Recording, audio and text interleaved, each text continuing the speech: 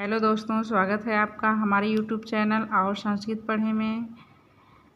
दोस्तों, हमने पिछले चैप्टर में विभक्तियों के बारे में पढ़ा। सातों विभक्तियाँ पढ़ी हमने। अस्मद युष्मद शब्दों का प्रयोग पढ़ा। हमने तीनों पुरुष के बारे में पढ़ा। अलग अलग कर्ता के साथ अलग अलग क्रिया का प्रयोग जो होता है वो सब पढ़ा। अब हम पढ़ेंगे इसमें संख्यावाची शब्दों के बारे में, संख्याओं के बारे में। संख्यावाची शब्द नहीं, संख्या के बारे में। जैसे हिंदी में संख्याएं 1 2 3 4 हम पढ़ते हैं। इंग्लिश में 1 2 3 4 होता है। वैसे ही संस्कृत में भी संख्याओं के अलग अलग नाम हैं। हम उसी के बारे में इसमें पढ़ेंगे। आइए स्टार्ट करते हैं।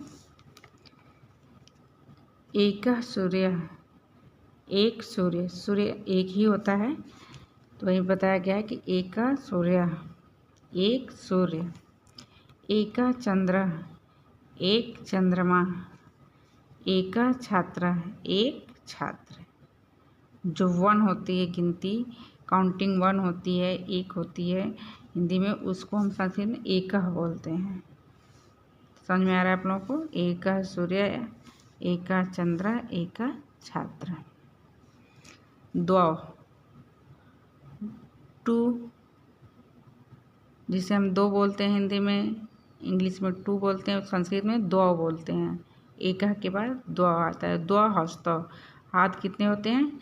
2 होते हैं, तो इसलिए बताया कि 2 हाथ हैं। द्विवचन में प्रयोग है रूप, इसमें भी हस्तौ, 2 हाथ हैं, तो इसमें भी हस्त शब्द के द्विवचन का प्रयोग हुआ है। द्वौ पादौ, 2 पैर। पादौ में भी हमारा द्विवचन है, प्रथमा व्यक्ति का द्विवचन है। 2 छात्रों, 2 छात्र। 2 हाथ, 2 पैर, 2 छात्र। यहाँ आप देखिए, त्रयः काला,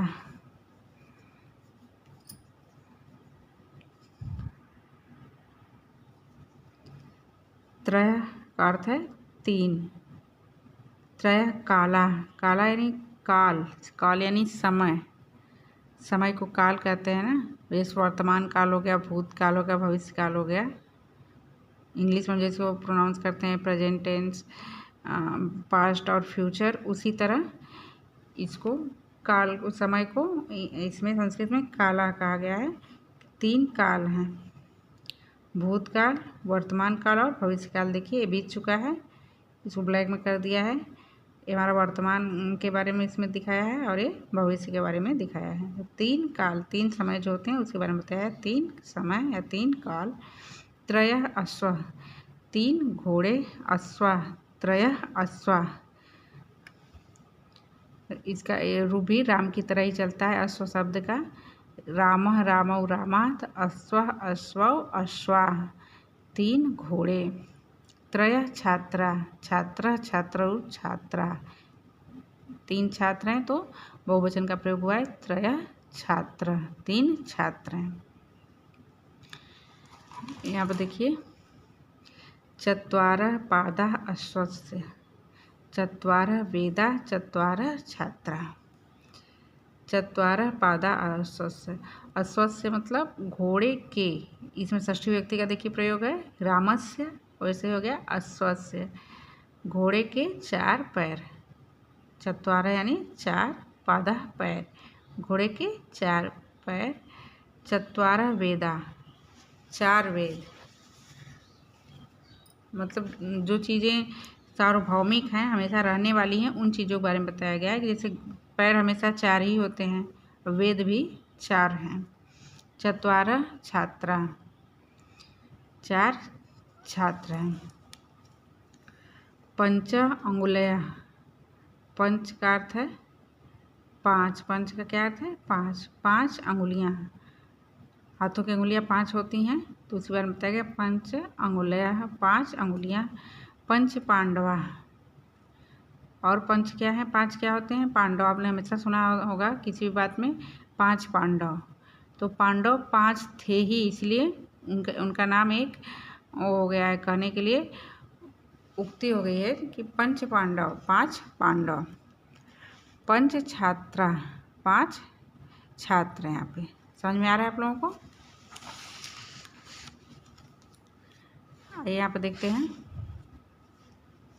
षट पादा भ्रमरस्य षट नारंग फलानी षट छात्रा।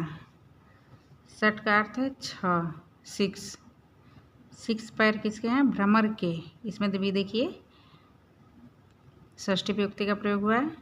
तो भ्रमर के 6 पैर, भ्रमर के 6 पैर, भ्रमर यानी भौरे, भौरे के 6 पैर जो होते हैं। देखिए 3 इधर है 3 इधर है, उसी को मैंने बताया कि भ्रमर के या भौरे के 6 पैर।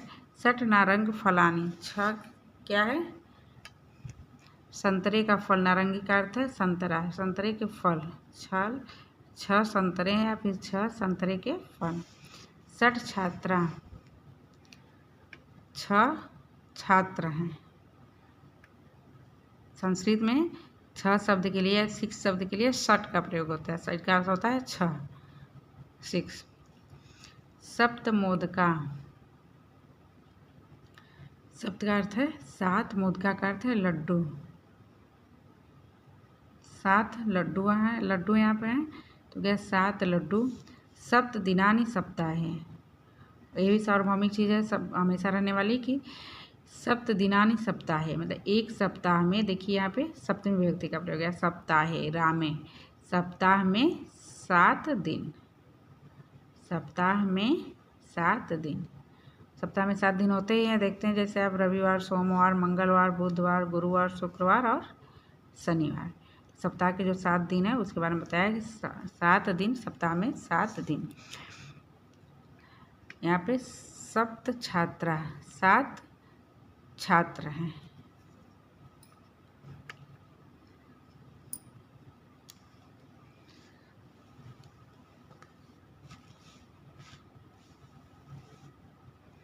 अष्टपादा लूताया अष्टवृक्षा अष्ट छात्रा। अष्टपादा लूताया,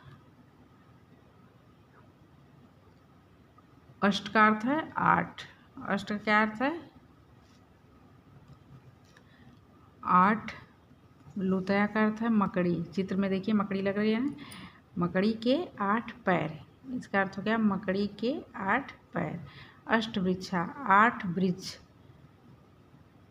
यहाँ पर काउंटिंग करिए, वृक्ष कितने? 8 हैं, तो लिया गया 8 वृक्ष। अष्ट छात्रा, 8 छात्र। फिर यहाँ पर देखिए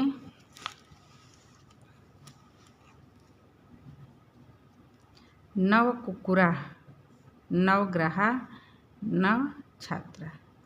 9 का अर्थ है 9, 9, हिंदी में जिसे हम 9 बोलते हैं संख्या। नव कुकुरा, कुकुरा का अर्थ है कुत्ते। 9 कुत्ते हैं यहाँ पे, 9 गो, इसी को बोल रहा है 9 कुत्ते हैं यहाँ पे। नवग्रह, ये तो आप लोग पता ही होगा, ग्रहों की संख्या हमारे सौरमंडल में कितनी है? 9 है, तो इसलिए बताया गया 9 ग्रह। यहाँ पर देखिए 9 ग्रहों का चित्र बना के दिया गया है।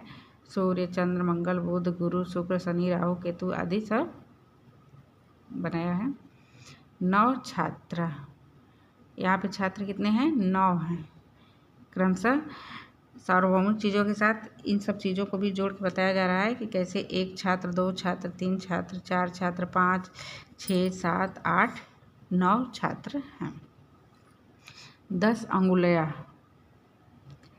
यहाँ पे दोनों हाथों की अंगुली को जोड़ के बताया जा रहा है 10। 10 यानी 10 जो होता है, बस 10 अंगुलियाँ हैं। हिंदी में 10 बोलते हैं, अंग्रेजी में 10, संस्कृत में 10। 10 अंगुलियाँ। 10 आनानि रावणस्य 10 छात्रा। 10 आनानि मतलब मुख, रावणस्य यानी रावण के, रावण के 10 मुख, 10 छात्र। 10 अंगुलियाँ, 10 मुख रावण के और 10 छात्र। समझ में आया आप लोगों को? संस्कृत की संख्या है 1, 2, 3, 4, 5, 6, 7, 8, 9, 10। 10 तक की गिनती को हमें बताया गया है। आप लोगों को अच्छी तरह समझ में आया होगा। कोई परेशानी हो तो हमें कमेंट में ज़रूर बताइएगा। धन्यवाद।